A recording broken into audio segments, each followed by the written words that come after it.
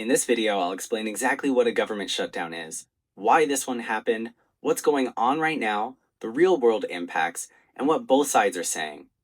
We'll stick to the facts from recent reports, and I'll provide links in the description. Let's get into it. First things first, what even is a government shutdown? In the US, the federal government needs Congress to pass spending bills to fund its operations. If they missed the deadline, which was midnight on October 1st, 2025, this time, non-essential parts of the government shut down. Essential services like national security, air traffic control, and social security payments continue, but things like national parks, research, and some regulatory work grind to a halt. This isn't new, it's the 15th shutdown since 1981. The longest one was 35 days back in 2018-2019 during President Trump's first term over border wall funding. Shutdowns happen when there's a deadlock in Congress, often over policy riders or budget priorities.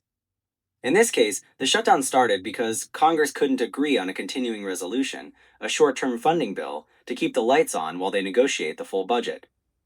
House Democrats tried to negotiate a bipartisan deal with the Trump administration, but it fell apart. So why now? The core issue is a dispute over extending pandemic-era healthcare subsidies under the Affordable Care Act, Obamacare, which are set to expire at the end of December 2025. Democrats want to include over $1 trillion in funding for these subsidies in any deal, plus limits on President Trump's spending power. Republicans, on the other hand, propose a clean stopgap bill funding the government until November 21st, 2025, to buy time for separate healthcare talks. Republicans accuse Democrats of shutting down the government to extend federal healthcare to undocumented immigrants, something Democrats say was barely discussed in negotiations. House Majority Whip Tom Emmer called it the, quote, Democrats' illegal immigrant healthcare shutdown. But Democratic leader Hakeem Jeffries refuted that, saying it was hardly mentioned in Oval Office meetings.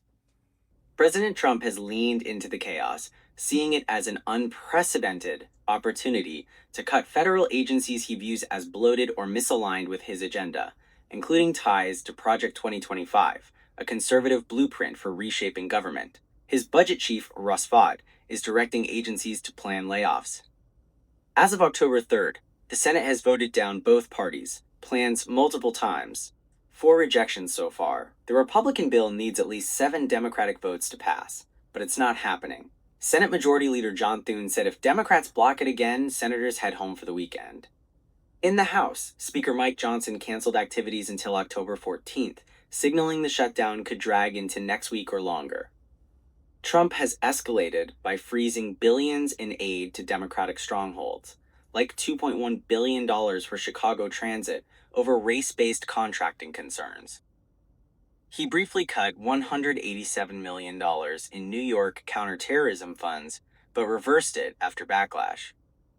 The Bureau of Labor Statistics even withheld the September jobs report due to the shutdown, leaving the economy in the dark. This isn't just politics, it's real life. About 2 million federal workers are affected. Essential ones work without pay, while others are furloughed. They might miss paychecks by mid-October if this continues. Some Education Department employees found their out-of-office emails altered to blame Democrats, raising Hatch Act violation concerns. Services hit, national parks closed, scientific research paused, economic data delayed. Billions in approved funds frozen, like $7.5 billion in Energy Department awards, mostly to blue states, and $18 billion for New York Transit. A longer shutdown could disrupt air travel, food aid, and even federal courts. On the GOP side, Senator Joni Ernst proposed over $2 trillion in cuts, targeting COVID funds and blue state programs.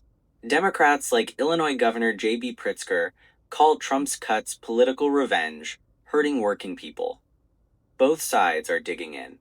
Trump says he's meeting with Vought to cut Democrat agencies. Speaker Johnson calls Trump's tactics trolling, but defends the need for tough decisions. Democrats, led by Chuck Schumer, insist on immediate healthcare action. Senator Rand Paul accused Democrats of fake outrage. On Fox, Greg Gutfeld said Dems turned government into an addiction. What's next? Without a deal, this could last weeks, like in 2018. That's the latest on the 2025 shutdown. It's a messy situation with real consequences, but hopefully a resolution comes soon. What do you think?